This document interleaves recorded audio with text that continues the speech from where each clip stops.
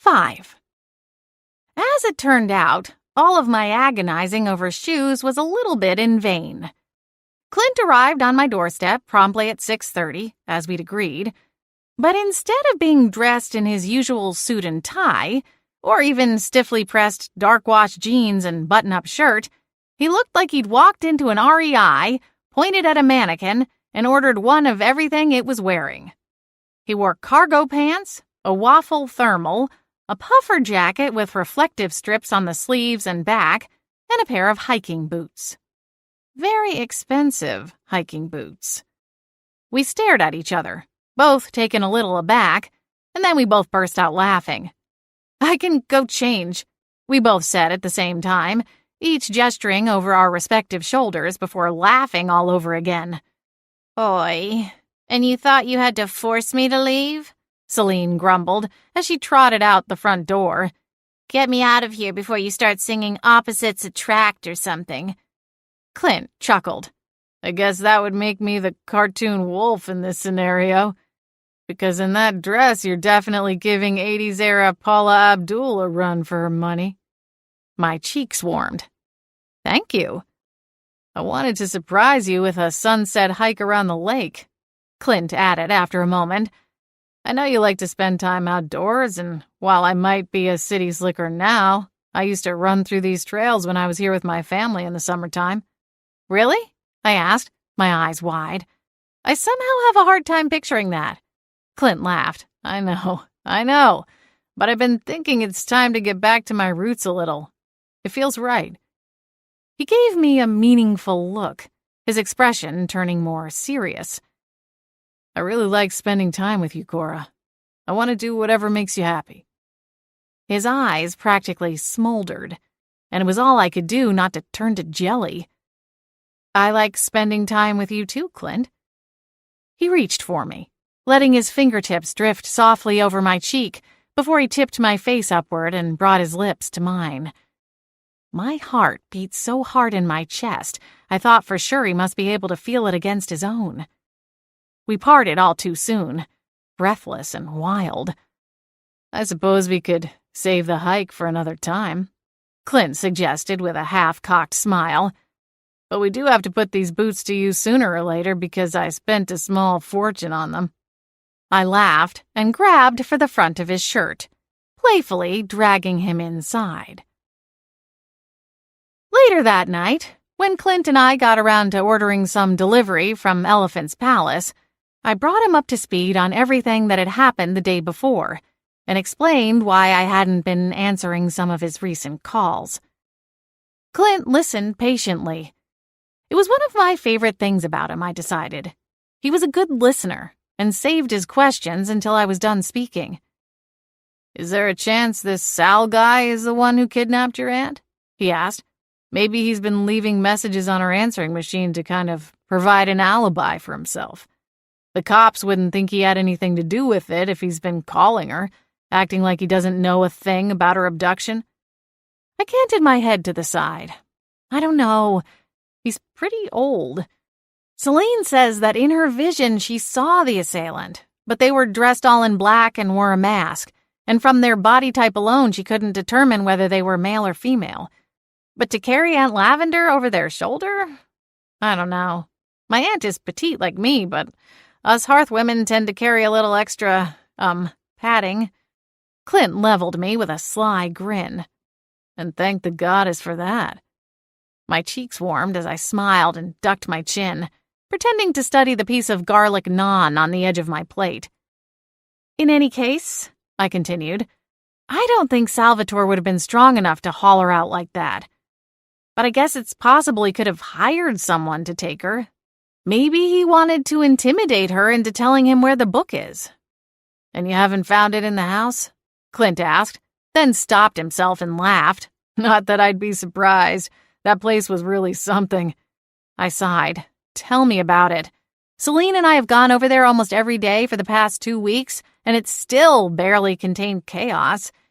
If the book is there, it's either hiding in plain sight amongst the wreckage or it's locked away in some secret cubby that only Lavender knows about."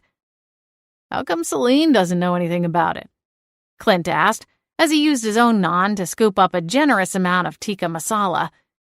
You said she used to be your aunt's familiar before she came to live with you. She was, but I guess my aunt was kind of blocking Celine out, keeping doors closed, not bothering to try and loop her into whatever she was researching. Honestly, Celine is a little bitter about it. Not that she'd ever admit it in so many words, but she gets defensive and upset if I try to poke too much into the workings of their relationship. Clint took a bite. The past couple of months haven't been easy for her, I added. I try to remind myself that her feelings have been hurt, but she makes it so hard for me to be too sympathetic. Clint nodded thoughtfully. I get that. It's the same thing with my mother. He paused and held up a hand. Not that I want to talk about her tonight, but I want you to know I understand how you feel. It's hard trying to help someone work through things when they're actively trying to repel you. Or at least it seems like they are. I smiled and placed my hand over his on the table. It is, but you're doing a good job, especially after the way she treated you in the aftermath of Seth's death. I can't imagine too many people would have volunteered to stick around after all of that. You're a good man, Clint, and a good son, no matter what she might say. Clint paused, his eyes glossing over before he quickly blinked a few times. Thank you, Cora. That really does mean a lot to me. For what it's worth, I think you're doing a good job with Celine, too. I honestly don't know how you do it. I think I'd have been tempted to drop her off at the Humane Society or something. I smiled. Yeah, I guess I'm just a big marshmallow or something. He chuckled and traced his fingers along my jaw. You have a good heart. A soft thump sounded in the kitchen, and Celine's voice called out, You done making the beast with two backs yet? Clint choked on his water. My cheeks went red hot. Oh, my goddess. With some trouble, Clint managed to swallow just as the cat came stalking into the living room, her tail held high overhead. Oh, good, you're both dressed. Listen, I've been thinking, and I've decided we need to go and ask Sal some more questions about that book. The man didn't even give us a basic description of the thing. How does he expect us to find it in that disaster of a library Lavender keeps? And on top of that, if he thinks she stole it, why did he wait until now to start calling her about it? I was just over at Lavender's place and I checked the answering machine. The only message was the one we heard yesterday. Really? I blinked. But didn't he say he'd been trying to get a hold of her for weeks now? Mm-hmm. Celine twitched her whiskers. I smell a rat. I glanced at the clock on the living room wall. It's too late to call or swing by there tonight. It will have to wait until tomorrow. I met Celine's gaze and then slid my eyes to the right, hoping she'd pick up on the signal and take her leave once more. Instead, the cat narrowed her blue eyes at me. You need more time? She shifted her stare to Clint and raised her chin. I may have underestimated you. Sweet baby beluga whale, I muttered, burying my face in my hands. I must have been a serial killer in a past life to deserve this kind of karma. Celine kept her peace until the morning.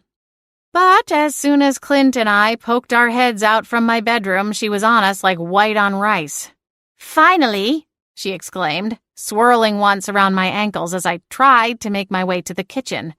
Hey, need I remind you that if you trip me and I break my back, we won't be going anywhere for a solid year? I groused as I kicked at the air where she just was a moment before. We're having coffee and breakfast for us, Celine. I'm not going to show up on Salvatore's doorstep at 7 o'clock in the morning. Clint smiled at me. Want me to run out and get provisions? No need. I have plenty of coffee and there are some eggs in the fridge I need to use up. Phew! Now if that's not romance, I don't know what is, Celine quipped. Hey, honey, how do you feel about nearly rotten eggs? I rolled my eyes and ignored her. I got them at the farmer's market last weekend, I told Clint. I wasn't too worried, he replied. Celine hovered like a relentless mosquito as Clint and I enjoyed a simple meal of eggs and toast with a pot of coffee on the side. Clint seemed to be capable of drinking almost as much coffee as me in the morning.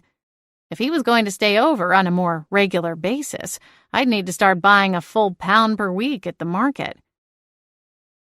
There was something strange yet comfortable about the slow-paced morning with Clint. It was the first time I'd had a man stay over since Roger.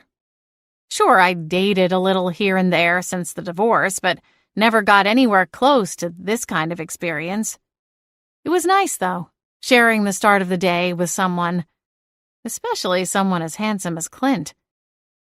When we finished, he jumped up to rinse the dishes and load them in my compact dishwasher before finishing the dregs from his mug. "You have excellent taste in coffee," he told me. "What blend is this?" "Single origin, actually. Costa Rican." "And she dares to complain about my expensive tastes?" Celine interjected from her perch at the other end of the counter. Before I could argue with her, she jumped down. "Are we ready to go now?" "Tell you what, why don't you go wait by the car? We'll be there in 5, I told her.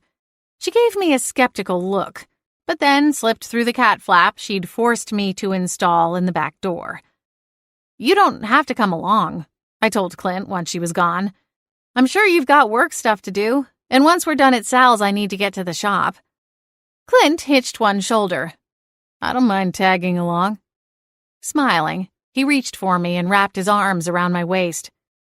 "But either way, are you free for dinner tonight?" I tapped a finger against my lips and grinned. "I suppose." "Good answer." He kissed me quickly before he let me go. "Then can we annoy Celine with classic, 'I don't know, where do you want to go' conversation all the way to Sal's house?" With a wicked grin, I started down the hall to get changed out of my pajamas. "I like the way you think." We rode in Clint's BMW to Salvatore's estate. Celine insisted on riding in the front seat, so I went along with Clint's plan to be as annoying as possible, which was working, until Celine threatened to dig her claws into the heated leather seats. That shut Clint and me up in a hurry. I gave Clint the final 2 directions, and we pulled into the driveway. It almost surprised me that the home didn't have a gated entrance, but then, for all I knew, there were magical wards protecting the property if no one was home.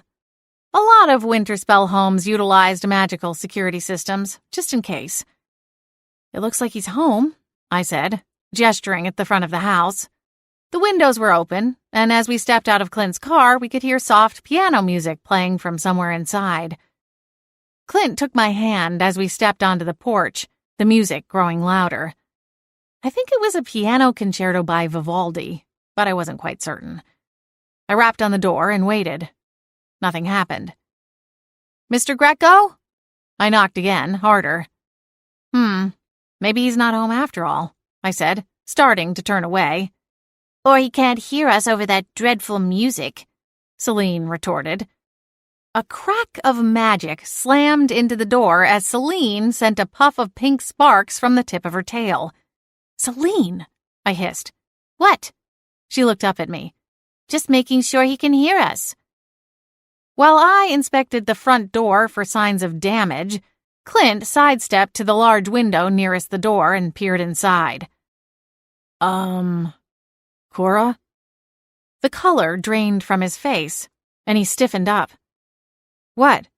I joined him at the window, and my heart skipped a beat.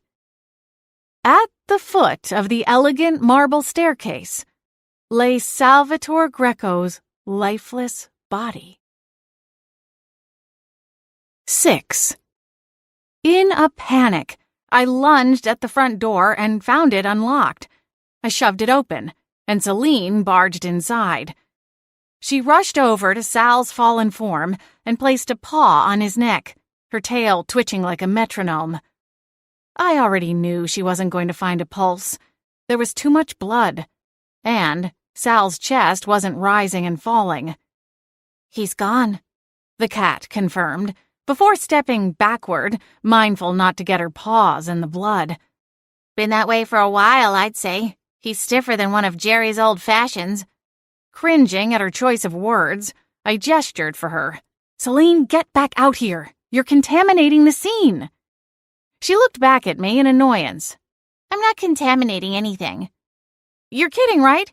Do you have any concept of how much you shed? I swear I've banished every light-colored piece of clothing to the back of my closet." Clint still looked stunned, but he managed to pull his unblinking stare from Sal's body for a moment. Cora's probably right, Celine. You should get out of there before the police arrive."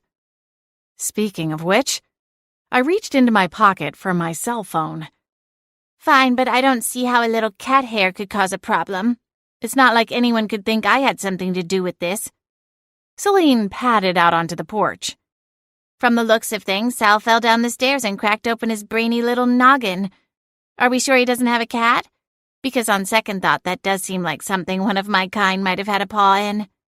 "We don't know what happened," I told her, "and until we do, it's best to leave the scene undisturbed." "Okay, Columbo. Yeesh."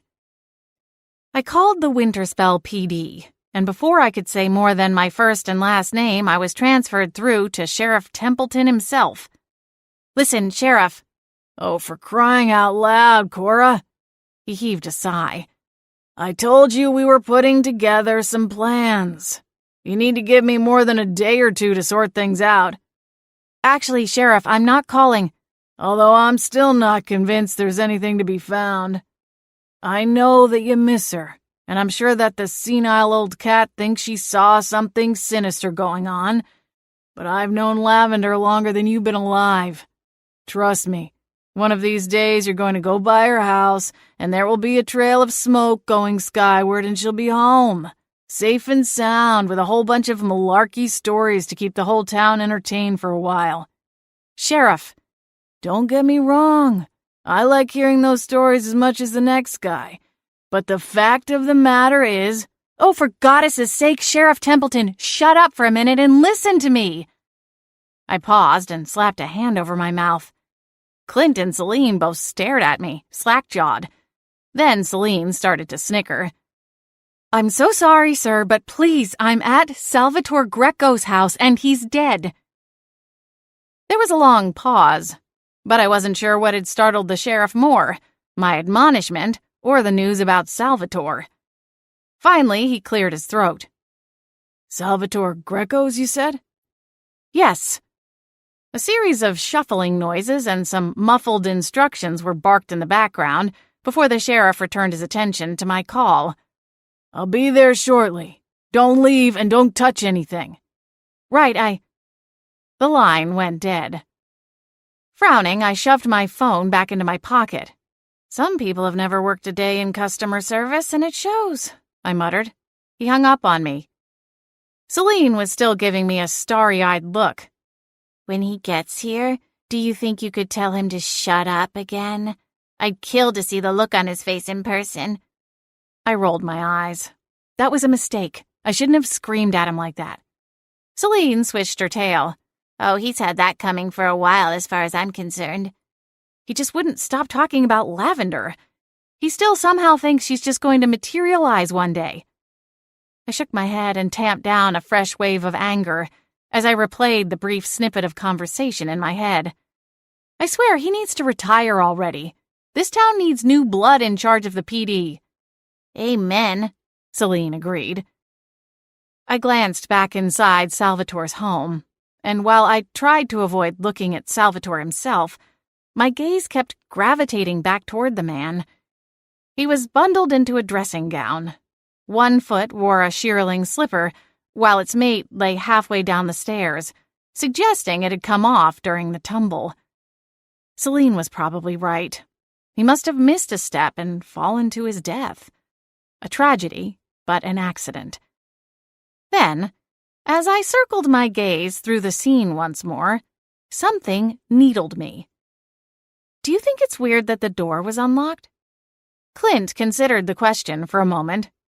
Maybe he came out to get the morning paper and forgot to lock up after himself? I glanced over my shoulder. No, the paper is still in the driveway.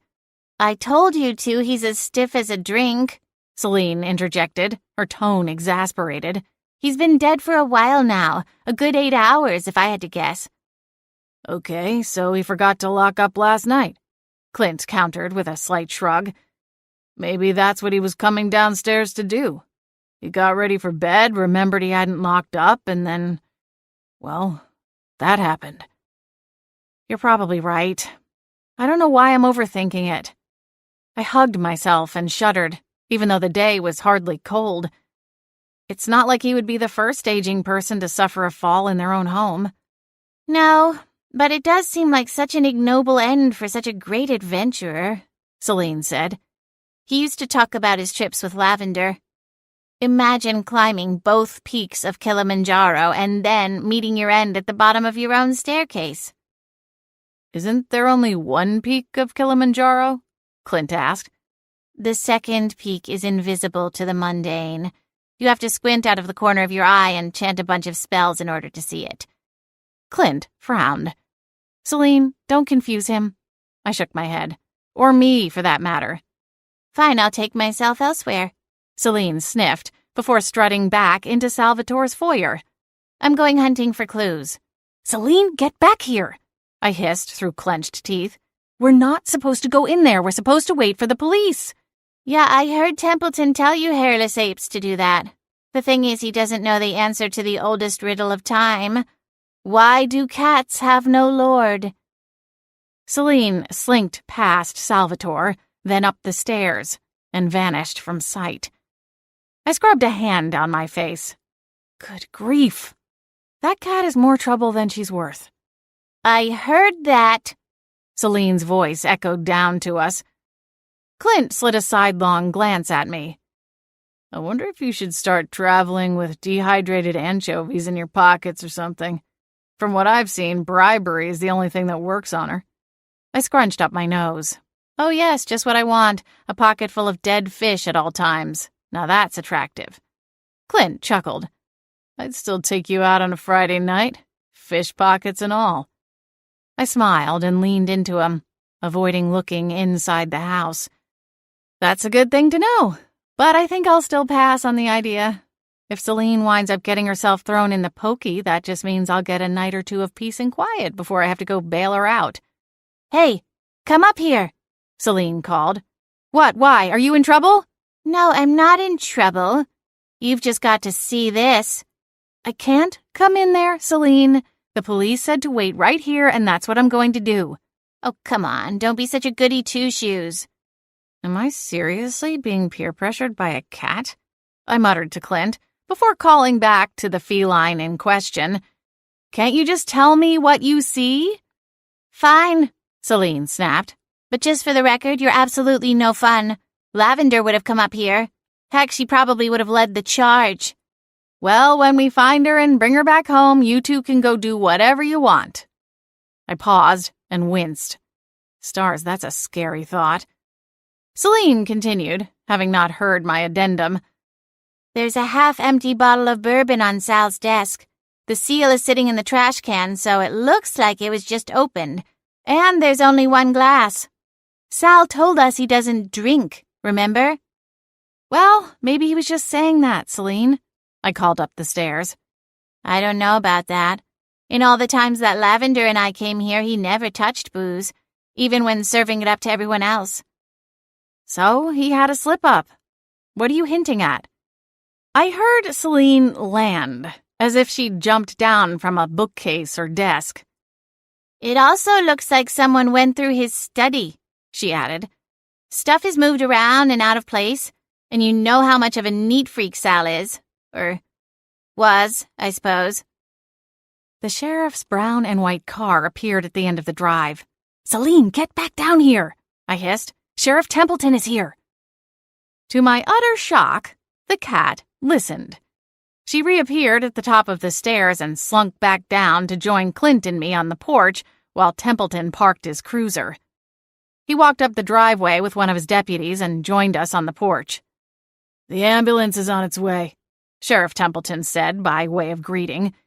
He peered into the house at the gruesome scene. Was this door open when you got here? He asked.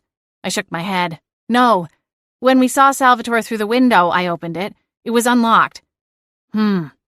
Templeton gestured at his deputy, who went inside and squatted down beside Salvatore, confirming what we already knew. And what brought you out here to Mr. Greco's home at this hour? I swallowed. We think he might have had information regarding my aunt.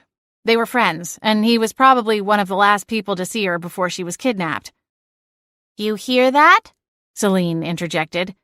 Kidnapped. Templeton's bushy mustache twitched, but he refrained from saying anything on the matter. Instead, he tugged a small notepad from his pocket and pulled a pen free from the metal rings binding the notebook along the top. He gave the pen a decisive click and began asking a series of questions. What time we arrived? Did we see or hear anything or anyone? When was the last time we saw Sal alive? Templeton was thorough, but seeing as there wasn't much to tell, the process wrapped up rather quickly. By the time we finished, both an ambulance and another squad car of officers had arrived, and Templeton dismissed us in order to shift his full attention to what was happening inside the house. What a disaster, I bemoaned as we trooped back to Clint's car. A pinch bit into the side of my neck and I slapped at it. Dang bugs, I think I just got a mosquito bite. Celine swished past me. Oh, poor Cora. The guy in there took a header down the stairs, but you're worried about a bug bite? Scowling, I yanked open the passenger side door and dropped into the leather seat. We drove back to my place in relative silence. I needed to get to the shop, but I had no idea how I was going to get my head right for a long day of work. It wasn't just the tragedy of Salvatore's death that was hitting me. It was bigger than that. Salvatore was the only lead Celine and I had come up with after 2 weeks of searching for clues, and now he was gone, along with any nugget of information he might have had, leaving me to sink back into the mire of hopeless despair. I would do my best to keep treading my way through it, but I couldn't help but feel I was starting to drown. 7. The next morning, I awoke to the sound of a cat puttering around my kitchen. I was all too familiar with the sound of Celine dislodging the butter dish so she could lick the contents, regardless of how many times I asked her to refrain. However, the sounds that followed bore little resemblance to her usual antics. There was lots of metal banging on metal, a thin sound instead of a hammering, followed by the crinkling of paper and the snap of plastic. I rolled over and tried to return to sleep in spite of this cacophony, but it proved a task worthy of Hercules' 12 labors. After another minute or two, I flung aside the covers and dragged myself out of bed. Bleary-eyed, I shuffled into the kitchen to see what all the ruckus was about, and came upon Celine ensconced at the kitchen table with the tattered, clawed, chewed remains of the Winterspell Gazette. Bits of newspaper fluttered all about in the wind stirred by the ceiling fan, many of them dark with cat slobber. The blue plastic sheath that had housed the paper and protected it from the elements lay torn in shreds all about the tiled kitchen floor, and a bit of the blue plastic still hung to the cat flap. Following the trail, it was easy to see what had transpired while I hovered on the cusp betwixt wakefulness and slumber. In her eternal impatience, my so-called familiar had clawed the paper fully in through the cat flap, bit and chewed her way through the plastic sheath, dragged the resulting mess up onto the kitchen counter, and proceeded to tear it up even more while trying to find the sections she wished to peruse. "You know that I'll bring it in and open it for you once I'm awake," I said, on my way to the coffee pot. "Then it wouldn't look like something Edward Scissorhands got a hold of." Ignoring me, Celine tapped one paw against the paper before her. "Check this out. Salvatore Greco. His life, his legacy. Pretty snazzy headline, right?" "Not as snazzy as having an intact newspaper," I muttered. "I also find it fascinating that in all your claimed centuries of life you've never bothered learning one simple cleaning spell." Celine scoffed. Why do you think you have opposable thumbs except to clean up our trash? Besides, you're just bitter. What would a headline about you read like? Cora the Witch. She made candles and terrible choices in men. The end. I see that you're in rare form this morning, I grumbled. Thank you for noticing. Hey, listen to this. Salvatore once negotiated peace between two warring tribes of yuppies in the magical ruins of Los Angeles circa AD 4000. I frowned. AD 4000? What are you even talking about? He traveled through time and prevented the hellish nightmare that would have been by changing the past. It's all in his memoir, Salvatore Greco, A Life Most Lived. Uh-huh. And I traveled through time and rode a T-Rex to brunch with Wilma Flintstone, I said with a roll of my eyes. Do they shelve that book in the memoir section or with the other sci-fi fantasies? As far as I was concerned, the only thing about Salvatore's past that was of interest was his connection to my aunt, and what he might have known about her disappearance. If Celine was right, and he'd only left the one voice message on her machine, it seemed to follow that he was keeping some kind of secret. One that he'd now taken to his grave. Seems that I'm not the only one in rare form, Celine replied, giving me a curious look over her shoulder. What's got your granny panties all in a twist? I dumped half a bag of coffee beans into the grinder. Well, for starters, a certain cat woke me up an hour before my alarm was set to go off, and now I'm too awake to go back to sleep. Celine groaned and turned her focus back to the paper. The article says he died in a tragic accident at home. So I guess that means Templeton and his crew aren't bothering to investigate further. Raise your paw if you're surprised. She made a show of glancing around the room before nodding. As I suspected. Don't tell me you're starting to see invisible friends, I teased, feeling a little bit of the gloom lift ever so slightly. Celine scowled at me. All I'm saying is that there is clearly more to the story, and the sheriff didn't even bother to ask me for my statement. Yeah, and that's probably for the best, I countered. You would have had to admit to snooping around upstairs after he told us to stay out of the house. While the coffee beans whirred through the grinder, I retrieved the broom and dustpan and began sweeping up Celine's mess. When the ear-piercing grinder shut off, I paused and looked at the cat. I have my bones to pick with Templeton, but I'm sure that if there was evidence of foul play, he would follow up on it. Celine narrowed her eyes. I can tell by your tone that you don't really believe what you're spewing out of your cake hole. What about the drink, huh? Salvatore told us he couldn't drink even a little, and yet he somehow managed to knock back half a bottle of bourbon. How do you explain that? Well, maybe that's what did him in, just like his doctor said. I shrugged and finished sweeping the bits of shredded paper and plastic film into a pile. He got drunk, didn't feel good, and went downstairs and just fell. And what about the rummaged books and opened desk drawers? I suppose he did that while in a drunken stupor, like some kind of lurching sailor on a storm-tossed deck, knocking everything over? The cat pantomimed the drunken dance. Not quite, I said wryly as I started filling the dustpan. I was thinking more like he had a few drinks while he was going through his things, and maybe he didn't put them back in the right spot because he was a little drunk. Or, a lot drunk. All right then, Miss Smarty Pants. How do you explain away the letter in his desk that said, "You're making a huge mistake, and sooner or later you're going to pay the price for your ego"? What about that, huh? Let's hear you explain that away. I paused mid-squat. What? The letter. You know, the one that said, "You're making a huge mistake, and someday you're going to pay the price for your ego." Didn't I just mention it? Why didn't you tell me about the letter earlier? And what were you doing going through Salvatore's things, anyway? Well, if you hadn't been so quick to call the police, we might have had the answers by now, but no! You had to be a Girl Scout about it. I finished sweeping up the mess and carried the dustpan to the trash can by the back door. Calling the cops is what you're supposed to do when you come across a body, Celine. Yeah, if you're a civilian. We're hard-boiled, hard-nosed, hard-drinking detectives. No, we're not.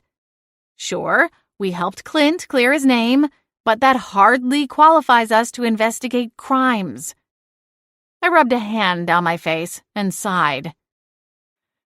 Okay, so let's just engage in some supposition here.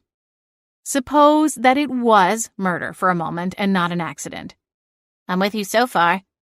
I put the broom and dustpan away, then returned to the other counter to finish making my coffee. All right, well, if it wasn't an accident and was in fact a cold-blooded murder, then we'd need a motive. Why would someone want Salvatore Greco dead? Good question. Although a rich guy like that is bound to make some enemies on his climb to the top. They say there is no greater measure of success than the enemies you make. I sighed. Of course, that's probably cold comfort to poor Salvatore. Poor Salvatore? Let me tell you something about men like Salvatore Greco. They generally get their power by stepping on everyone else on their way to the top, like crabs in a bucket. That's certainly a dark view of things. Of course, that was par for the course when it came to Celine. The cat continued laying out her case. Salvatore worked his way to the top, sure. But then what did he do? Shift his focus to humanitarian efforts?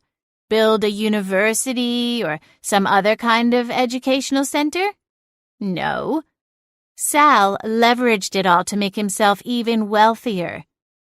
Okay. But what about the university students he let into his personal library? He said he wanted to help the next generation. Oh, sweet, simple Cora. That's called job security.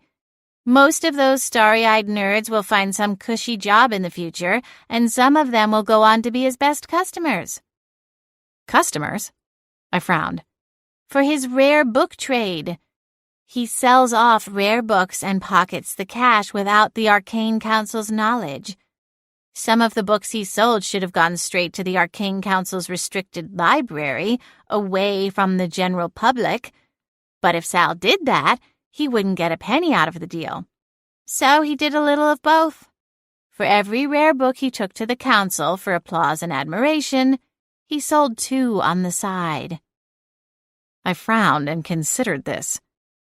So, what about the Odyssey of Oban Amarath? Should that go to the Arcane Council?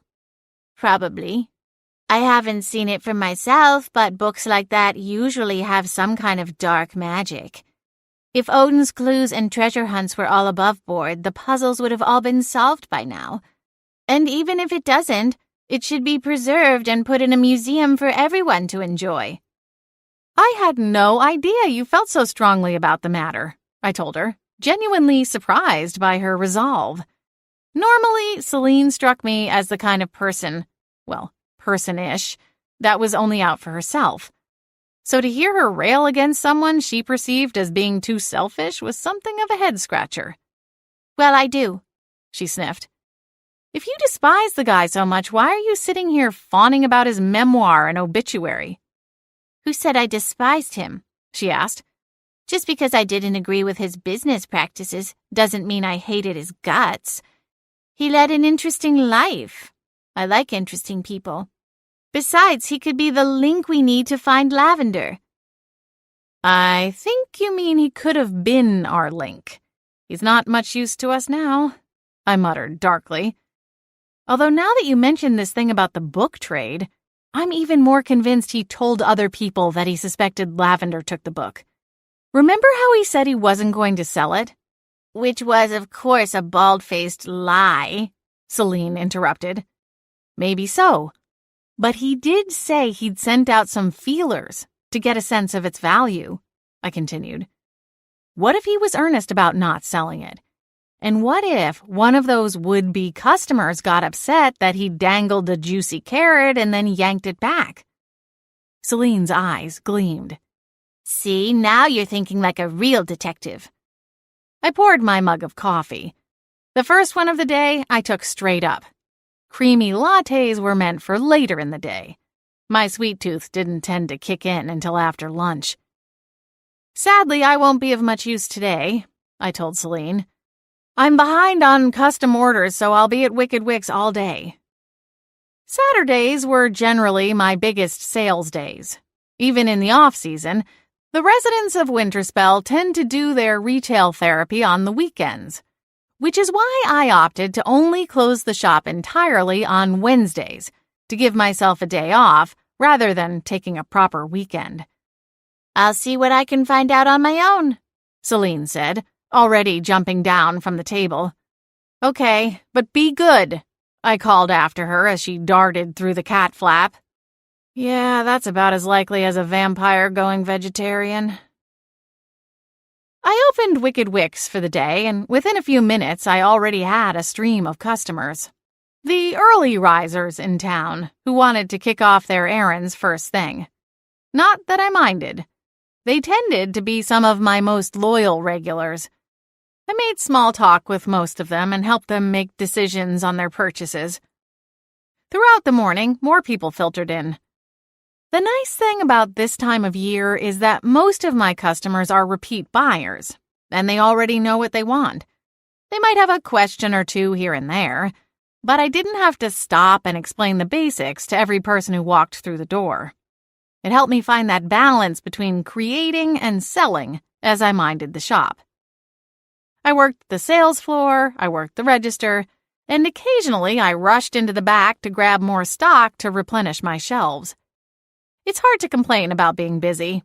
My mother has a saying, business is never bad, meaning don't complain when you're busy at work. I wasn't one to spend a lot of time complaining, unless it was about Celine.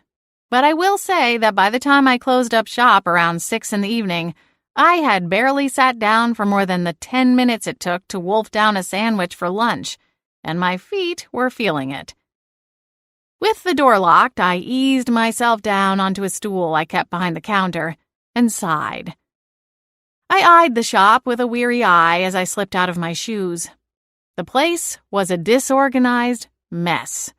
Candy wrappers and bits of detritus tracked in from other shops littered the floor. There's a trash can right near the shop's front door, but people tended to miss it. Candles were toppled over, put away in the wrong area, or lying on the floor in some cases. I gave myself a few minutes to rest my aching feet and then got to work on what we in the retail industry refer to as recovery. It's a fancy way to say picking up after a horde of customers have run roughshod on your establishment and your merchandise.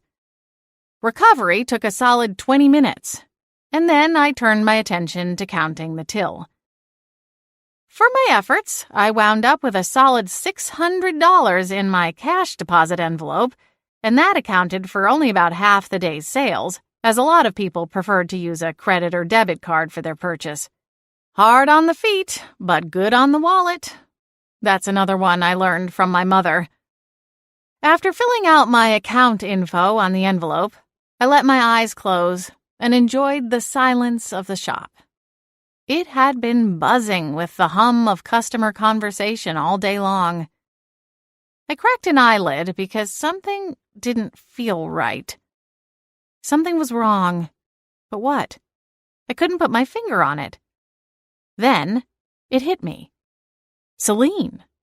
This was exactly the point in the day when Celine would have been messing with me, when I was trying to relax and was in a vulnerable state.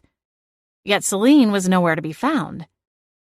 In fact, I realized that she hadn't been at the shop all day. I usually left the back door cracked open with a rubber door stopper in case she wanted to come and go while I worked. I wasn't sure what we were going to do in another month or so when it became too cold to leave the door propped open like that, but we'd cross that bridge when we got to it. I looked about the shop, checking and double-checking the stockroom to be sure she hadn't been trapped in a cardboard box, one of her favorite places to nap, but it was to no avail. When Celine is around, it's generally bad for me. When she goes AWOL, it's generally bad for the population of Winterspell at large. She was like an irritated Manhattanite, stomping through the streets, just waiting for someone to cut in front of her or almost hit her with their car so she could have someone to harangue and insult. And while Winterspell was a town full of magical creatures and beings, Celine was, so far as I knew, the only talking animal. So when she starts screaming at someone on the sidewalk, it tends to cause quite a scene. I locked up the shop and hopped onto my bike. I pedaled around the downtown shopping district, keeping my eyes peeled for the small gray cat. I didn't see her anywhere, and my anxiety only began to grow. After a couple of laps, I gave up searching downtown and instead rode all the way to Aunt Lavender's house. A quick glance around proved fruitless. No sign of the old cat. Celine is no spring chicken, and despite her story about being invincible, I was almost certain that she wasn't.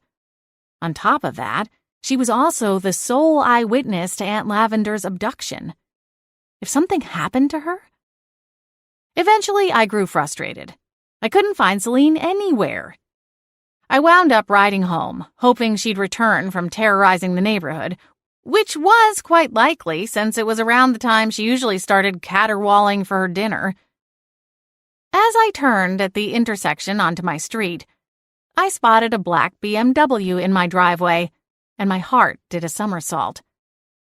I leaned my bike up against the house, not bothering to put it in the garage just yet, and rushed inside to find Celine and Clint sitting tete-a-tete at my dining room table. "There you are," I sighed. "I just rode all over town looking for you." Clint smiled. "I'm assuming you mean Celine." "Yes, although I'm happy to see you too, of course." Clint stood to come and embrace me. "Since when are you two partners?" I asked with a quirked brow. "You two can go be lovey-dovey another time," Celine snapped. "I have something much more important to say." "Okay." "I know who killed Sal," Celine said triumphantly. She got up and did a little dance on the table, shaking her tail like it held a maraca. "I'm thinking about running for sheriff in the next election. I'm about to go 2 for 2 here." Oh, may the goddess help us all. 8. "Are you just going to stand there staring at me, or are you going to ask me who the killer is?" I let my purse drop from my shoulder and set it on the nearest kitchen counter. "I'm listening. Confused, but listening." "That's because you're not privy to all the delicious new details." Celine looked at Clint. "I persuaded your boy toy over here to take me back to Sal's office." I shifted my gaze to Clint, who seemed a bit abashed. "Celine is hard to say no to." "You hear that, Cora? I'm irresistible." I had no idea what Celine had done to convince him, but decided to let it remain a mystery for now. "Okay, so Clint took you back to Sal's place, and I guess you broke in?" "It wasn't hard. I found a bathroom window that was left open on the 2nd floor." I crossed my arms. "Uh-huh." Celine barreled on ahead, tap dancing across the table as she spoke. "I went through Salvatore's desk and found more letters by our mysterious scribe." "The one about Sal's ego?" I asked. "Bingo!" Celine stepped back and I could see letters on the table. So not only had she broken into Sal's place, but she'd stolen things from his desk, too. And now said letters were in my kitchen, which I think qualified me as an accessory. I shifted my gaze back to Clint. "You really went along with this? What does she have on you?" Clint chuckled. "It seemed pretty harmless. The police didn't even have the place sealed up anymore. They're clearly not investigating further." "So you agree with Celine? You think he was pushed?" Clint shrugged. "She makes a compelling argument." Celine flashed her teeth in a self-satisfied feline grin. "You keep this up, pretty boy, and I'll make you first lieutenant when I take over the police force." I ran a hand over my face. "Okay, so you think these letters were written by the same person, then?" "I don't think. I know," she insisted, pinning her ears back. While I was searching, I came across a different series of letters, all signed by someone named Francine Withers. The handwriting from this group matches the threatening letter I found upon my first investigation. Okay, and what were all these letters about? I prompted. It seems this Francine woman has been trying to cajole and wheedle Sal into naming her as his successor. Successor to what? From the sounds of things, Salvatore's fingers were in a lot of pies. Chiefly, she wanted to take his place as the head of the Board of Trustees, which would also entail her taking over his consulting job with the Arcane Council. That's awfully bold. Was Sal setting up to retire? I don't know for sure, but Francine seemed to be under the impression that the council members were pressuring Sal to bring on someone to train and prepare for his eventual retirement. Celine tapped a paw against one of the letters. Okay, wait, back up.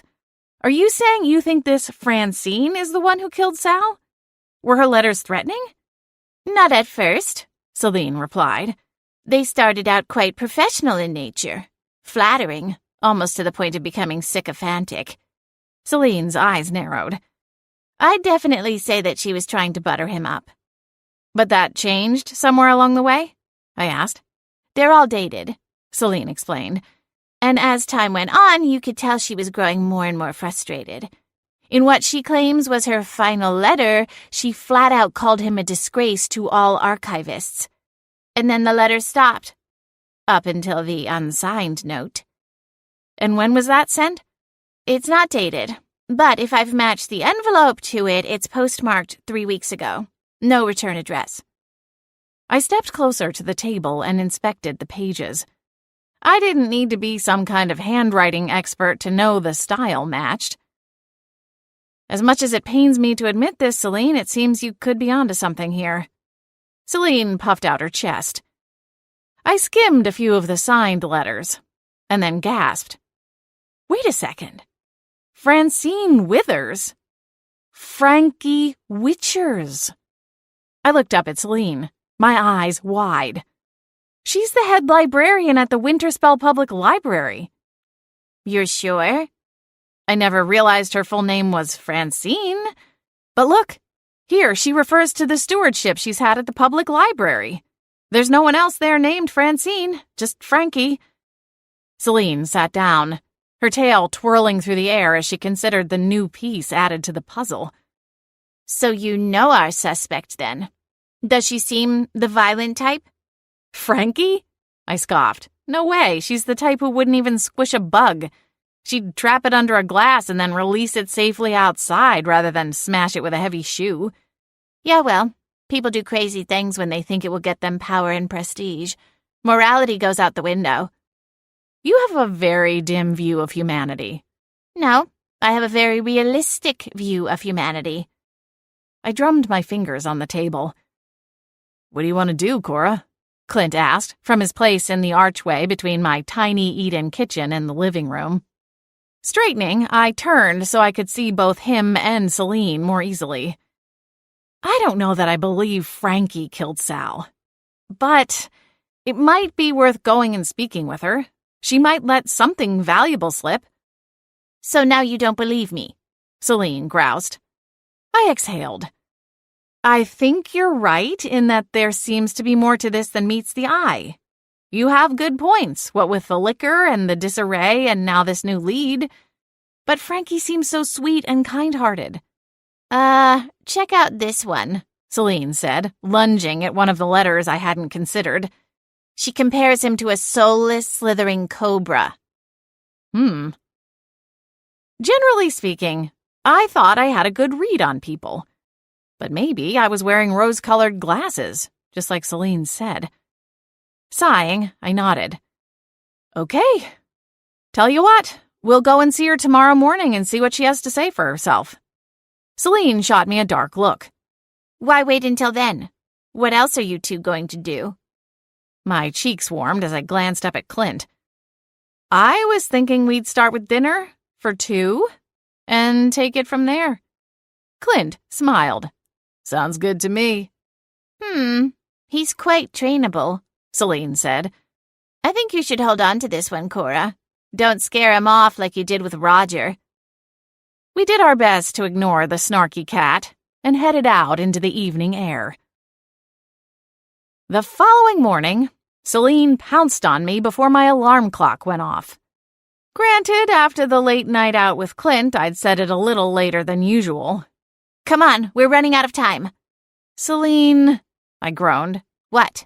It's not my fault you stayed out all night necking in the woods. Necking? What are you, 100 years old? The cat blinked. Closer to 4. But what's your point? Sighing, I accepted my fate and tossed aside my covers. Okay.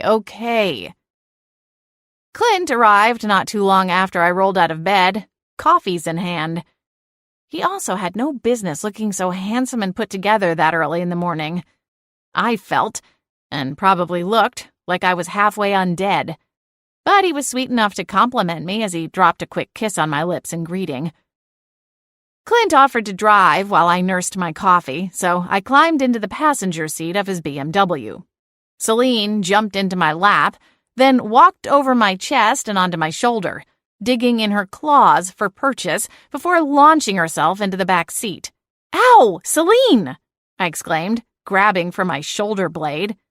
Next time, just give me the front seat and we can avoid all of that unnecessary contact, she replied, not an ounce of remorse in her voice.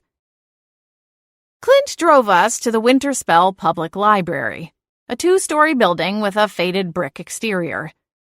It was one of the town's oldest buildings, and probably one of its most lavish, too. The town's founders, both the Winters and Spelling families, were proponents of the importance of reading, and so they had spared no expense when having it built. A pair of double doors opened to a spacious room with green and white marble floors and a wide, grand staircase. A colorful children's section was on the other side of the staircase. Reference books surrounded much of the first level, with plenty of tables and clusters of comfier reading chairs interspersed throughout. The second level was reserved for adult fiction.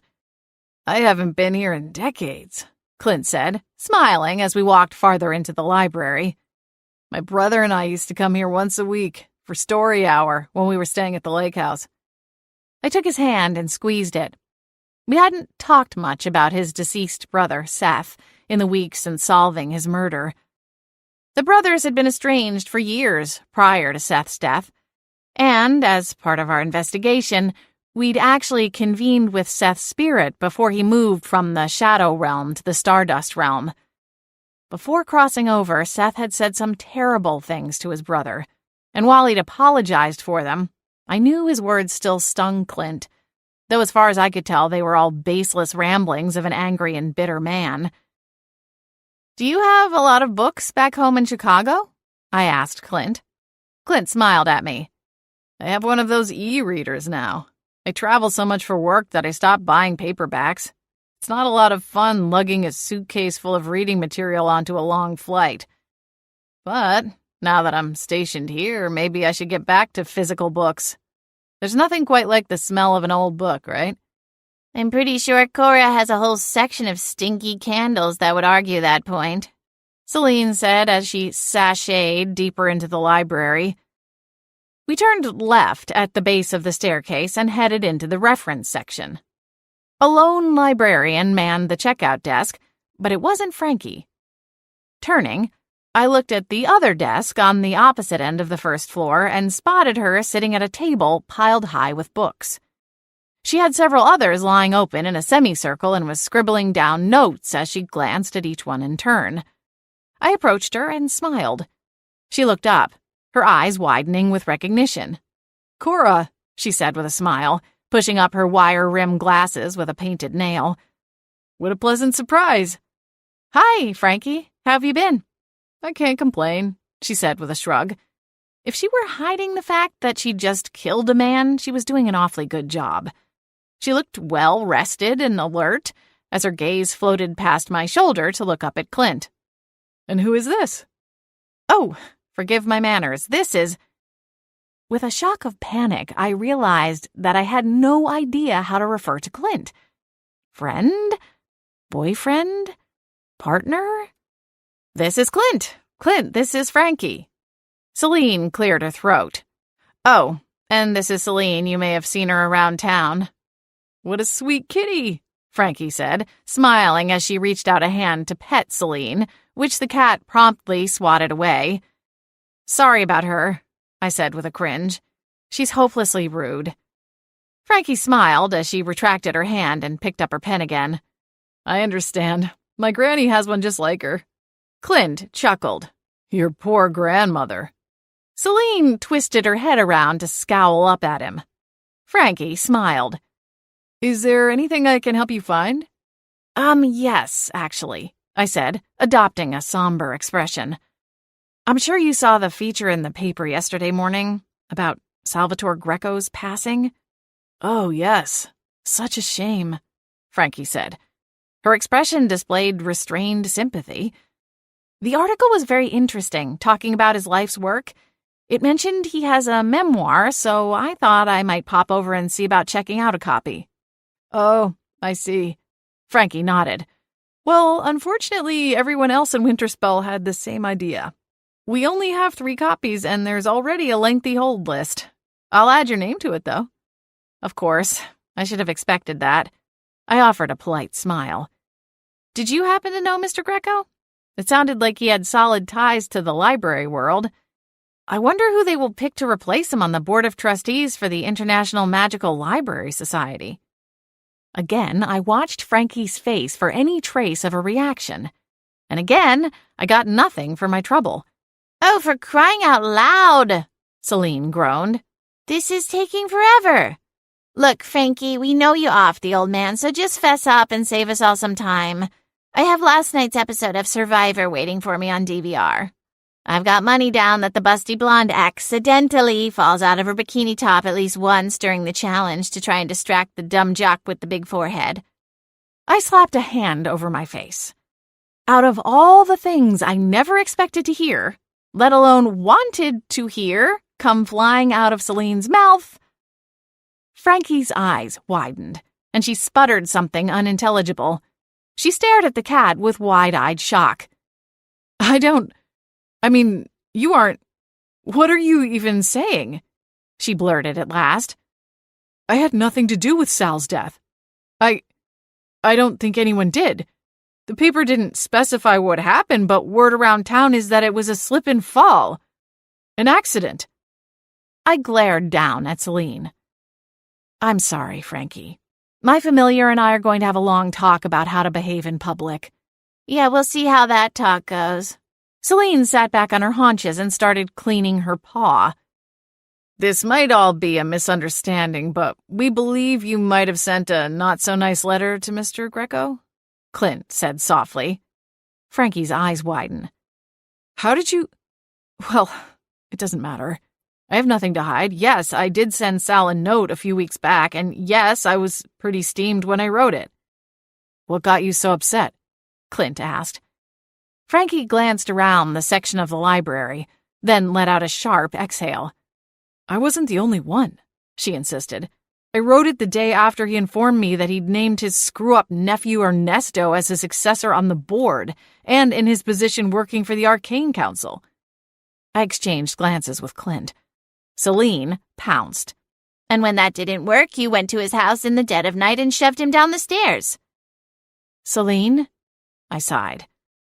"I was angry, yes, but I didn't kill him," Frankie said, shaking her head vehemently.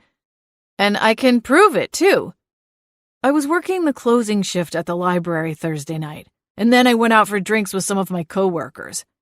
If the police want to question me, they can ask around and verify that I was nowhere near Sal's house."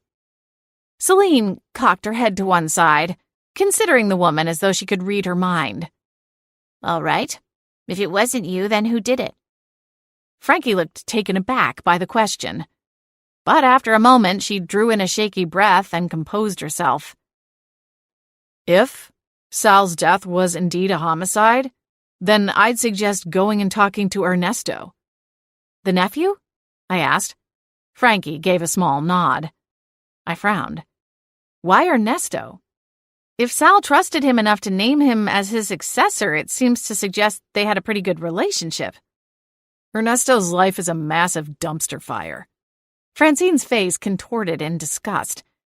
He burned through his trust fund in record time, taking expensive trips and trying to impress, in his words, hot chicks. He also squandered all his family connections and job opportunities, which is saying something because being a Greco really opens up some doors. But he got tossed right back through all of them. He's been fired from the last 3 jobs he had because he's a drunk and makes a fool out of himself. There's a viral video of him ripping off his shirt in the middle of a board meeting and challenging the vice president of marketing to a jiu-jitsu match. I should point out, he's never studied jiu-jitsu. I blinked. And this is who Sal wanted to take his place when he retired?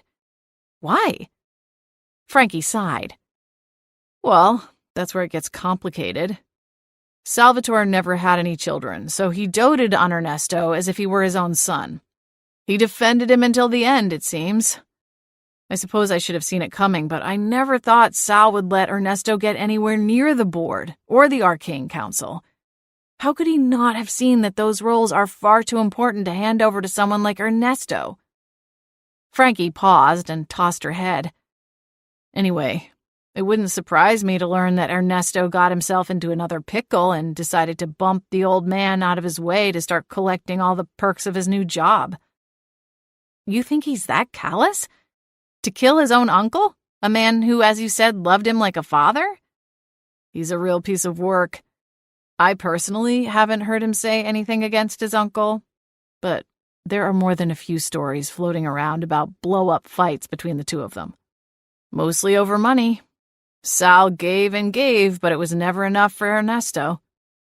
I exchanged glances with Clint. It seemed as if we had a new suspect. Thanks for your time, Frankie, I said, and again, I'm so sorry about Celine.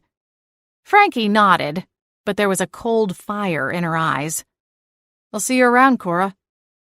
My stomach twisted into a knot as we hurried away from her table and headed for the exit. I wonder how long it will be before Frankie suspends your library card, Celine said. I don't imagine she'll take too kindly to being called a murderer. My eyes bulged. But I didn't. You're the one who... I heaved a sigh. Oh, never mind. You know, it would be for the best if you lost your library card anyway, Celine said. Why is that? I asked with a frown. Because you like to read late at night and all that squinting is only going to, shall we say, exacerbate the lines around your eyes? Celine. Clint glared at Celine. Cora does not have wrinkles around her eyes, or anywhere else for that matter. I said what I said, the cat called over her shoulder as she stalked ahead a few paces. You should listen to me, Cora. You can't trust a thing this guy tells you. I can't? Why is that? I asked. Because he's liable to say anything on account of he's trying to get lucky. All right, let's get out of here, I groaned as we shoved the door open and let the sassy cat out of the library. Talk like that is not exactly fit for story hour. 9. After a peaceful, aka Celine-free, and productive Sunday at the shop, Clint took me out for dinner and a walk through town. It was late when I returned home, and as I tiptoed to the kitchen to put my leftovers in the fridge, I passed Celine snoozing in a curled-up ball on the back of the couch. I smiled to myself and wondered if she'd been waiting up for me, sitting in a spot where she could keep watch out the window. She'd never admit it, of course, but maybe, just maybe, she'd missed having me around. I put my food away and went down the hall to bed, where I promptly fell into a deep and dreamless sleep. The following morning, I rose and fed Celine before even thinking about making coffee or showering. I'd learned my lesson the hard way the other day. Dawn broke crisp and clear, with a gentle golden light that made me yearn for a trip around the lake in my kayak. Alas, duty called. I ate a quick breakfast of cold cereal and snagged a banana and my travel mug and hit the road. I wanted to pop into the library before circling back to open Wicked Wicks. My Mondays weren't terribly busy, and I figured even if I opened a little late, no one would really mind. Where are we going? Celine asked when I turned the opposite direction out of the driveway. She sat in the basket affixed to the front of my bike, her usual seat for the ride to the shop. I thought we would stop by the library and verify Frankie's alibi. She told us she was out with her coworkers for happy hour the night Sal died. I just think we should double-check her story and maybe see if anyone else has a lead for us. Celine craned around to look up at me as I pedaled us along. Aha! Thinking like a true detective. You angling for that first lieutenant job, too? I already promised it to Clint. Though, I could kick him to the curb. I laughed. Good to know. But I think I'll stick with candle making. Honestly, I feel like we're getting closer to the truth about Aunt Lavender. I feel it in my gut. Whatever happened to Sal, and the book, I think it's connected somehow. Could be, Celine agreed, through a slight yawn as she tipped her chin upward, enjoying the morning breeze blowing through her fur. The city is so quiet this time of morning, she said. Nobody around but the prey animals. I could get used to this. You know, now that my shop hours are shorter, we could go out for a walk every day. Yeah, right. Like you do that. I shrugged. I'm still used to waking up at the same time, but now I have more time before opening. It wouldn't bother me to spend it at the lake or just wandering through the neighborhood. I spend all day cooped up in the shop. If I don't have time to kayak, maybe I can at least get some fresh air while you do your cat things. Yeah, that might be nice. Watch the birds chirp in the trees. Maybe pick off a few of them. Yeah, I could get used to that kind of routine. But I hate getting up early. I'll have to think about it. The Winterspell Public Library was eerily quiet as well. I almost cringed at the sound of my own footsteps clanging against the marble floors. A woman sat at the checkout desk on the first floor, a book in her hands. "Excuse me," I said as I approached. "Belinda, right?" The brown-haired woman looked up at me with sleepy green eyes. "That's right. Can I help you with something?" This might sound like a strange question, but did I see you and Frankie out at Merlin's Well this past Thursday? You know, ladies' night? Belinda tilted her head slightly, then smiled. "Oh, I know who you are. Cora, right? You run Wicked Wicks." "That's me," I said with a weak smile. "I keep meaning to stop by your shop, but who has the time?" She chuckled. "As to your question, it's possible you saw us there, but Frankie needed to go, so we left awfully early." "Oh, that's too bad. I hope she wasn't sick. I know there's a stomach bug going around." No, nothing like that," Belinda said before heaving a sigh. "She got all upset because Ernesto Greco came into the bar. She's got a real vendetta against him and was so upset she grabbed her purse and left her drink there on the table." Belinda shrugged her narrow shoulders. "I understand where she's coming from, I suppose. She's worked really hard to get where she's at and thought she had this big promotion coming to her, but then Ernesto got picked instead. She just can't stand the sight of him." "And Ernesto Greco is related to that man who died recently?" I asked, still playing dumb.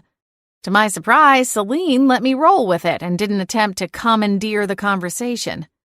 "That's right, Salvatore Greco. Ernesto is his nephew. Salvatore is the one who gave Ernesto the promotion." Belinda's expression was placid and her tone was even-keeled, so I couldn't get a sense of her personal feelings on the matter. "So was Frankie pretty steamed at Salvatore too, then?" "That's an understatement. The whole situation sets her off. Normally, Frankie's pretty low-key. I've never seen her so much as raise her voice with someone, but at the bar that night, she walked right up to Ernesto and laid into him. I couldn't make out what she said, but based on Ernesto's expression, it couldn't have been good." Belinda shook her head. "I was afraid it might go further, but Jerry the bartender broke things up and told Frankie to take a walk. I didn't want Frankie to feel abandoned, so I went with her." "What happened after that?" "Well, I offered to drive us somewhere else, but Frankie didn't want to go. She just wanted to go home." I exchanged a meaningful look with Celine. "That's a shame. Well, maybe I'll see you both there another time." "I'd like that," Belinda said with a smile. And I promise I'll stop by your shop one of these days. I returned her friendly smile as I turned to leave. I'll see you later. Celine and I made a quick lap around the first floor of the library in an effort to look like we hadn't come in just to pump Belinda for information. But we quickly left and stepped out into the brisk morning air. Celine looked up at me with a flash of teeth. Nicely played in there. I laughed. Are you actually complimenting me? Wow. I might need to sit down and just take it in. The cat swished her tail. Don't be ridiculous, she chided. What's our next move? That Belinda chick just torpedoed the living daylights out of Frankie's alibi. Not to mention, she solidified the grudge Frankie's been holding against both Sal and Ernesto. I pursed my lips and thought, this just got a little bit more complicated. I don't want to confront Frankie again, but I also don't trust that Sheriff Templeton will take us seriously unless we have more solid proof. Well, there are the letters, Celine suggested. I raised an eyebrow at her. Yeah, but we're not even supposed to have those, remember? Celine muttered a string of colorful words under her breath as we walked to the bike rack. Just because Frankie didn't stay out drinking all night doesn't mean she killed Salvatore. We need to verify if she made it home and at what time. Celine jumped into her basket. And how are we going to do that? I think we're going to have to do some snooping, I said with a slight cringe. Hopefully she has a nosy, chatty neighbor with lots of free time on their hands. Yeah, right, Celine sneered. We both know how this is going to go down. Spoiler alert, it's going to be a big waste of time. Oh, ye of little faith.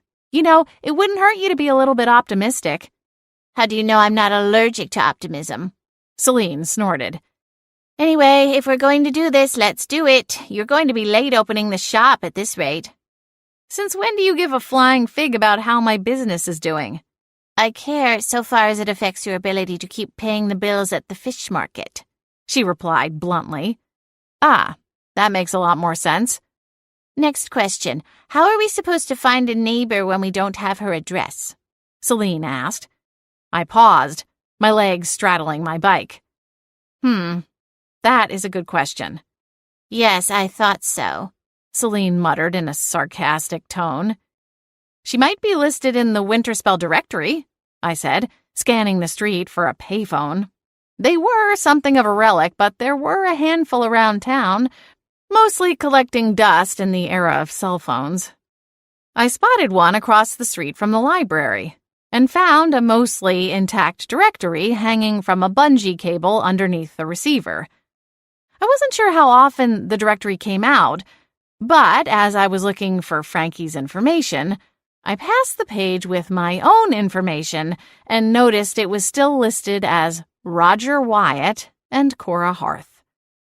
Ignoring the sting in my chest, I flipped through the pages, trying to find the W section. Aha! Jackpot! I typed the address into my phone's GPS, and we set off. The streets were still quiet, but there were more cars hitting the road as people began their workday. Frankie's house was near the high school, a subdivision of ranch-style homes with well-tended yards and nice wide sidewalks. A pack of moms, each pushing a stroller, passed by Francine's house as I came to a stop and started scouting out a potential busybody.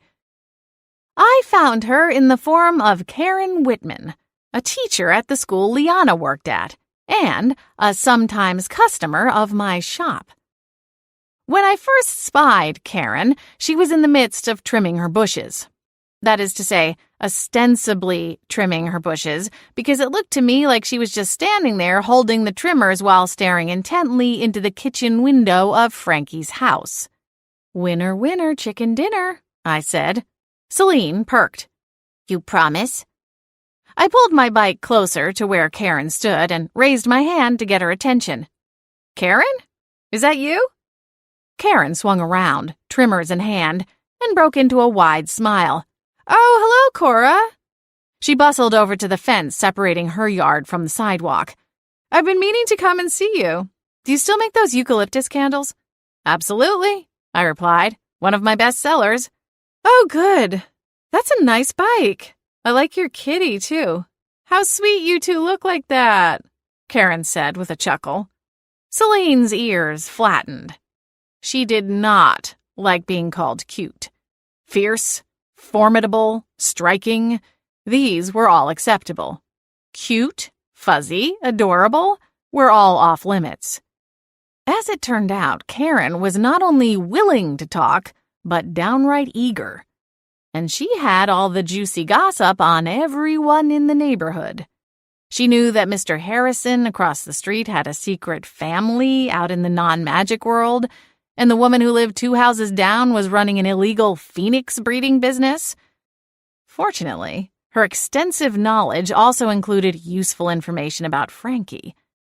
After telling her that I was a friend of Frankie's and had missed her at ladies' night on Thursday, Karen jumped in. Oh, I thought maybe it got canceled or something.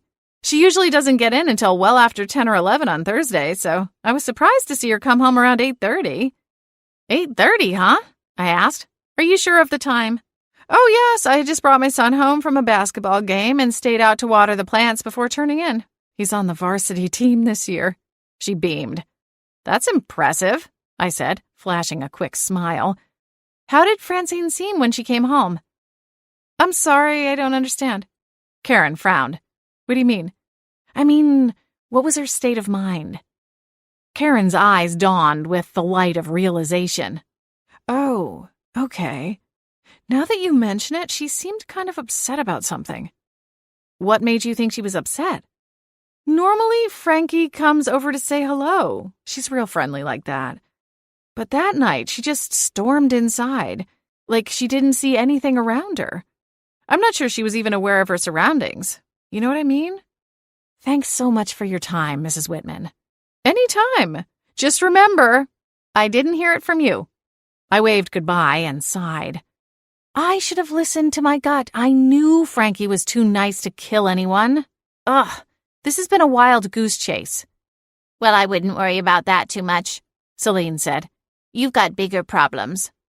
I do? Celine gestured over her head with the tip of her tail. Frankie just saw us out the window and she doesn't look too happy. What? No. I turned around and my heart sank. Frankie was indeed storming across her lawn, face crossed with an angry sneer. I can see it, but I don't believe it, Frankie fumed, storming up to us with her hands balled into fists. First you and your nosy cat come to my place of work and accuse me of something really awful.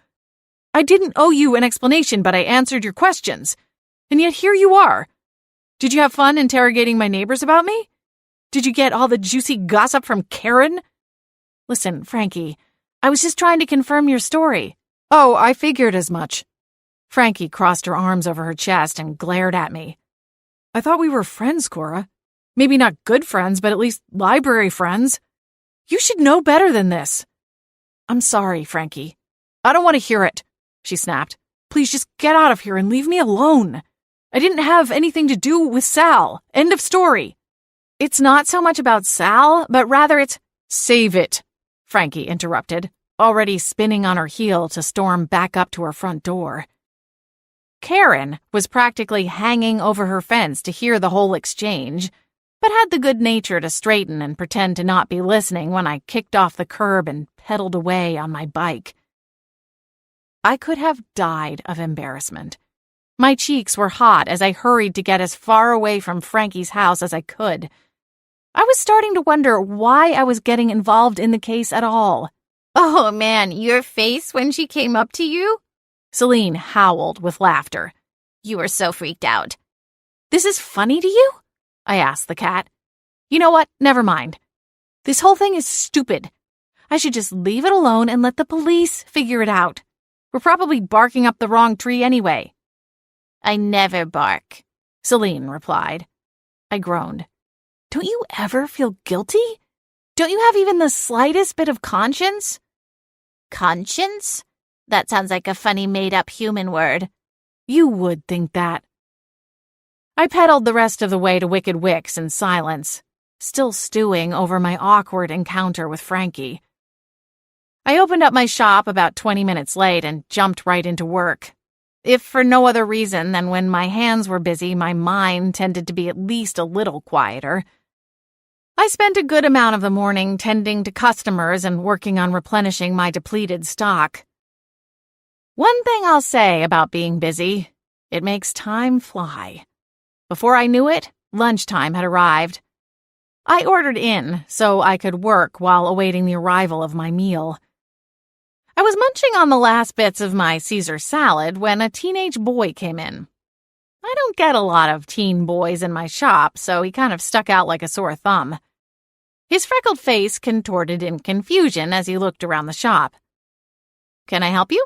I asked, setting aside my fork. His eyes focused on me, and he strode his lanky form to the counter. "Are you Cora the Candle Lady?" "That's me," I said with a chuckle. "Cora the Candle Lady." Only you would think this is a title worth being proud of," Celine muttered. "I'm Chris Whitman. Karen is my mom. She said you were asking around about Frankie, our next-door neighbor."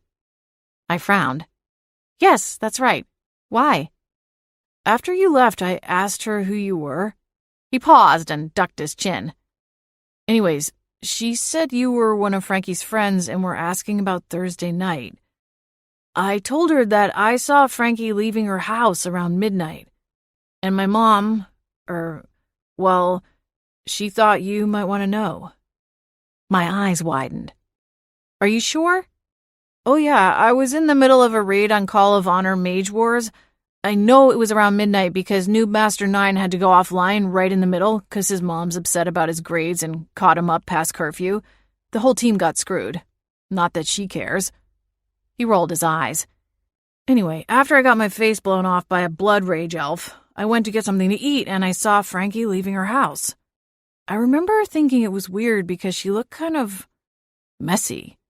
Normally she's all put together and dressed nice." Chris shrugged his shoulders. "That's it." "Did you see her come back?" I asked. "Nah, I kind of got sucked into another campaign in the game. Wound up playing all night. But her car was there in the morning." "Okay.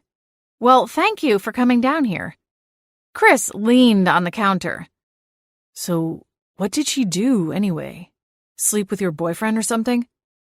Celine cackled. I blinked. "What? No, it's nothing. I was just what?" I cleared my throat. "It's not a big deal. Here." I stepped over to a display and snagged one of the eucalyptus candles. "Give this to your mom, will you?" Chris didn't look impressed, but he took the candle and shuffled out of the shop. My heart pounded in my chest as I watched him go. "Seems like things are getting fishy again," Celine said behind me.